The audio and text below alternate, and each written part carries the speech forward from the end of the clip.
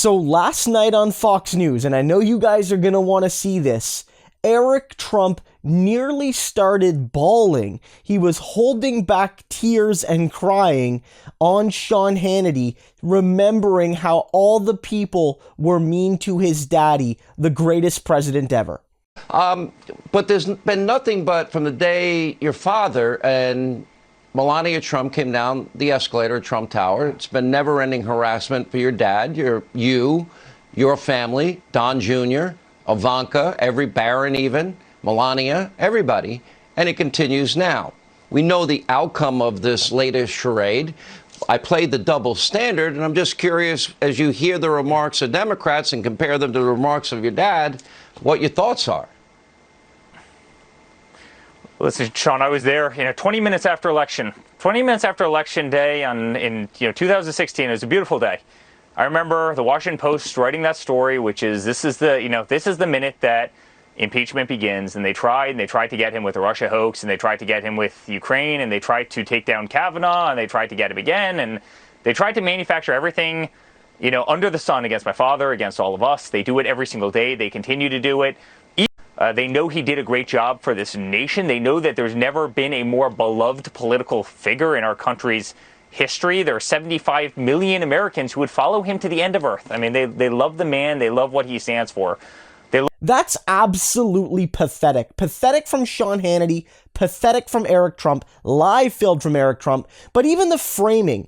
This man isn't president anymore. People ask me, it's like, why do people still talk about Trump? Why are people on YouTube still talking about Trump? Well, it's because he's still the number one topic on a primetime news show on Fox News. Weeks after he's been out of office, plenty of big stories happening.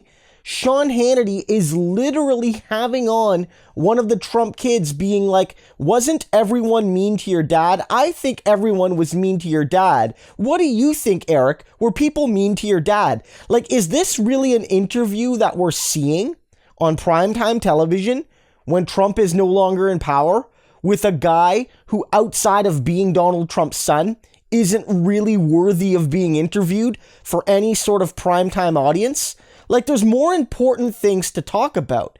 And again, I think it's so ridiculous that the Trump family sees the struggles of the American people. They see people in poverty, facing homelessness, people still getting sick from COVID, people waiting for the vaccine. Like, all of this is happening, and the real tragedy, the real moment that makes Eric Trump cry is that people were mean to him and daddy. It just shows how awful and self-absorbed the Trump family is. But this is also a story about Fox. Because again, as I noted, Sean Hannity's framing here is that the biggest political news is that people were mean to the Trump family. But as this was happening, this and the rest of Fox News' primetime coverage, they ignored the memorial for Officer Sicknick. He was one of the people that fell at the Capitol, defending democracy. And President Biden and First Lady Jill Biden, they went to the memorial. So did a lot of other dignitaries. There was a memorial there for that officer. A very rare one for a non-political official to lay in rest at the Capitol. And it makes sense because he was defending the Capitol with his life. And CNN and MSNBC and a lot of other networks carried that moment live, at least for part of it. And they ignored it on Fox News. They ignored that moment and they ran with their normal coverage. They didn't even really focus on it. And we know why. Because it makes Trump look bad. It makes their movement look bad. It makes Fox News look bad. It makes the Republican Party look bad. It makes conservatism look bad.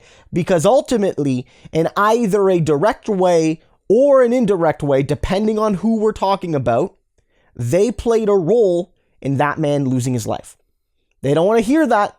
Conservatives aren't going to want to hear that. Eric Trump might cry about it, but he and so many others played at least an indirect role in the reason that memorial was happening. And so as you watch Fox News, you really start to get a sense that they're living in an alternative reality, because it's not even just that they're covering the same stories, but incorrectly. It's not just that they're covering the same stories and they're lying about it, right? It's that they're ignoring things that happen in the news. A lot of people on Twitter have been doing this, where they're showing, like, you know, there's big things happening around stimulus, vaccines, this story that we've been talking about. And on Fox News, they're rehashing culture war stuff from like 10 years ago, 15 years ago, like War on Christmas type stuff, right?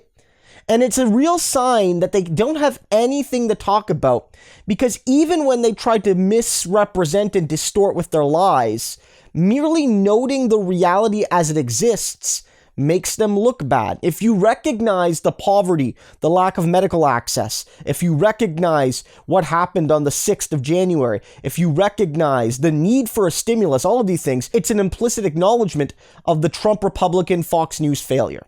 So keep this all in mind. They would rather allow Eric Trump to nearly shed his tears on the air than recognize somebody who literally gave their life for the Republic. Don't forget that.